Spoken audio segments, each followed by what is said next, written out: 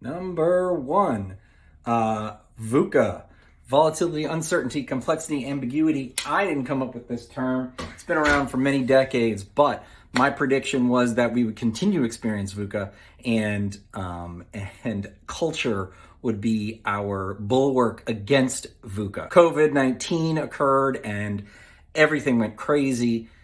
There's been a lot of uncertainty, a lot of volatility. We still recovering from that, and culture is one of the things that I have seen actually been pushed to the wayside, which is why I think a lot of organizations are struggling right now. They need to re-embrace their culture and their center point. They need to reestablish their purpose, even in these lean times where companies are going back to first principles, and maybe in tech we're seeing a lot of layoffs. People are feeling a little bit listless. VUCA is causing this uncertainty. I don't know what's going to happen. Should we go back to the office? Should we not go back to the office? It's all really, really crazy, and culture is going to be one of those things that's going to really help us continue to find our way forward. I'm pretty sure that there's not going to be a lot more certainty coming up. So that is prediction number one, or statement number one, that I think I got pretty right. Number two, culture change becomes constant. In my book, on page 17, I have this little chart, and I described it by saying that culture change was once an event that you could prepare for, and now it's constant. In one of my episodes of Great Mondays Radio, most recently, when I was speaking with my good friend Emily Griffin, who is Chief of Staff at Microsoft, she's already referenced in the past year that they have either going to, or they have already gone through or going to do another reorg. So she's already had multiple managers and multiple teams. And I just think that this is going to continue to be something that happens and happens and happens. Things are moving too fast in the market, right? VUCA is driving all of this crazy change. And to keep up with all of this, it's going to be really important that we understand what's happening in the world. We understand that this is why it's so crazy. It's because the culture change is just happening all the time, and it's going to continue to speed up now that we have AI that's going to help us be able to write better and create images quickly and do all of these tasks. It's only going to multiply in speed. Keep an eye out for that. Culture change is a constant. So that's number two. That was another one that I thought that was something that I got right. Well, this is one I got wrong. I called the whole self workplace.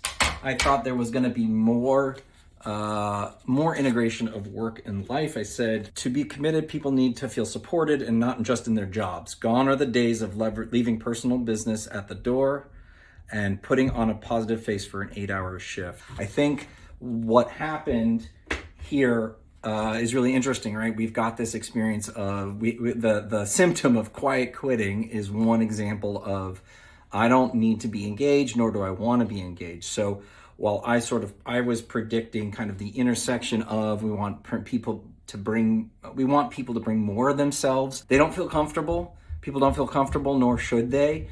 I do think that is awesome if a manager can support somebody and understand who they are more broadly. Folks are just not feeling that. They're not feeling like after the pandemic that organizations really wanted to see them full selves, and that has been actively discouraged. Maybe that's not a terrible thing.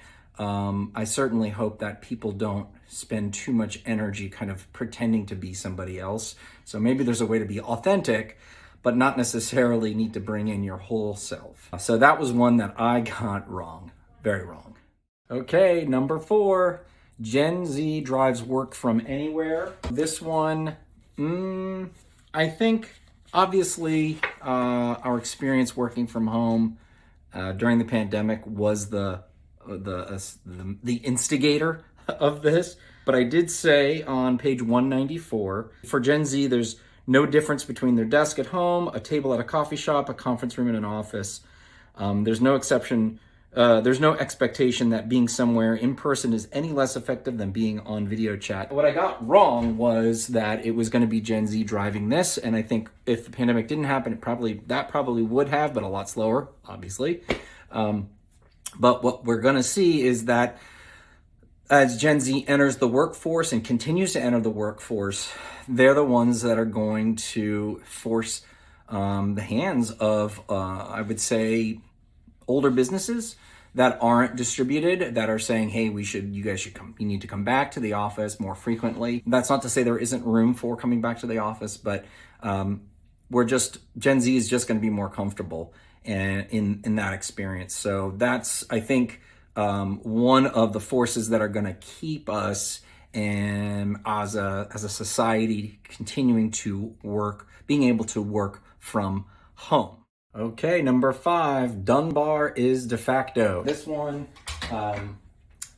I didn't predict, but I think it makes sense to point out.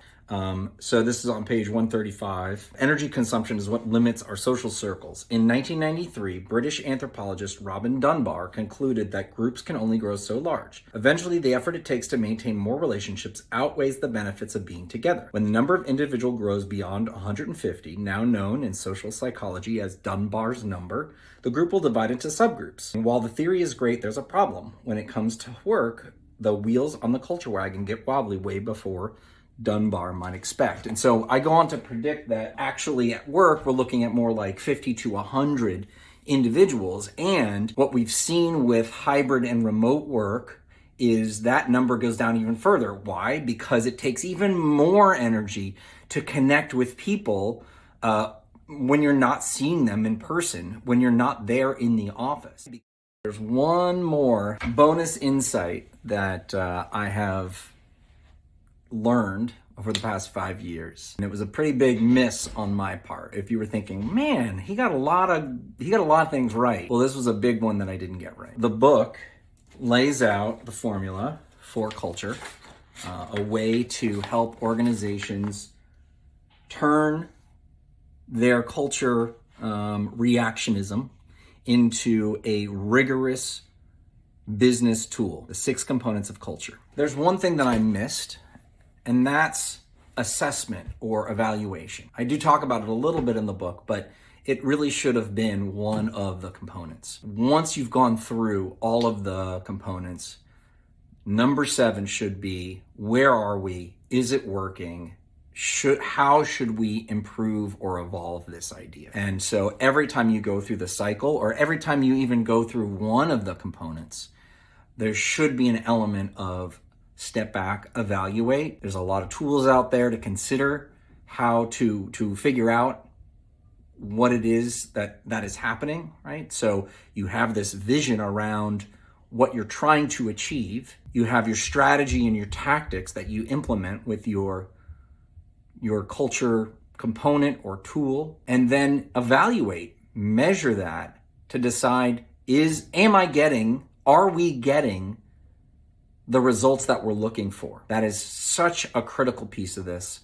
And it's something that we're really working hard with our clients to help them figure out and make sure that they're getting the results that they're looking for. So that's our bonus insight.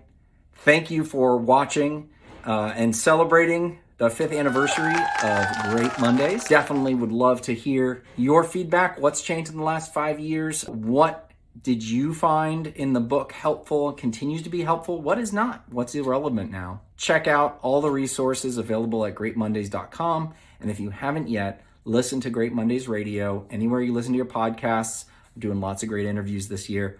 Very excited to continue to share some of this knowledge and learn along with you. Thanks, everybody.